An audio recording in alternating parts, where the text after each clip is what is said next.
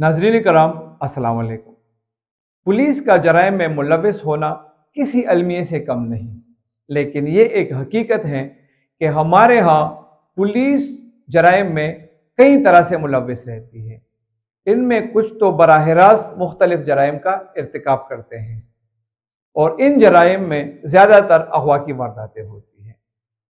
ऐसे भी पुलिस एहलकार होते हैं जिन्होंने जराइम पेशा अफराद को पैरोल पर रखा होता है, या तीसरी किस्म में वो एहलकार होते हैं जो खुद जराइम पेशा अफराद के पैरोल पर होते हैं। साइलिन को मार पीट या धमका कर उनसे रकम बटोरने वाले तो महकमा में शरीफ एहलकार तस्वर होते हैं।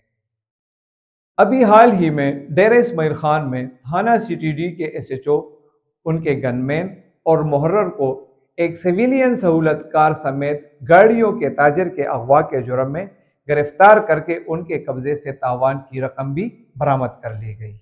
ये पहला मौका नहीं, अभी हाल ही में पेशावर में भी ऐसी वारदातें हुई हैं। एक वारदात में सराफ बाजार से पुलिस एहलकार ने सहूलतकारों के साथ मिलकर बेशकीमत सोना लूटा और फरार हो गया, जबकि कारखानों मार्केट में आटा डीलर को भी अगवा करके ऐसी ही वारदात का निशाना बनाया गया। अगरचे पुलिस हुकाम ऐसे काली भेड़ों से फौरी तौर पर लाताल्लुकी का ऐलान कर देते हैं, लेकिन पुलिस वर्दी का नाजायज इस्तेमाल रुक नहीं रहा और ऐसे केसेस रिपोर्ट होते रहते हैं।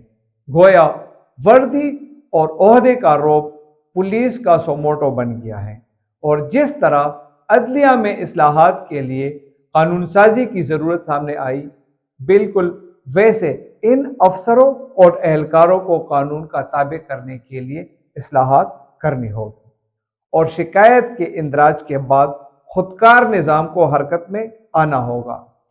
जबकि होता यह है कि ज़्यादती की सूरत में मुतासरा फर्द एक अफसर के पास दरख्वास्त लेकर जाता है और फिर वो दरख्वास्त सुर्ख फीते का शिकार हो जाती है। मौजूदा IG को अदलिया इस्लाहात की कानून साजी को सामने रखकर पुलिस अफसरों और एहलकारों के जराइम का रास्ता रोकना होगा, वरना इसमें कोई शुबा नहीं कि आम आदमी के लिए वर्दी में मुलव्विस कांस्टेबल सादा कपड़े पहने सुप्रीम कोर्ट जज से ज्यादा बाइख्तियार और रौबदार होता है। अवाम और सरकारी इदारों, खसूसन पुलिस और अवाम का रिश्ता सख्त बदएतमादी का शिकार है।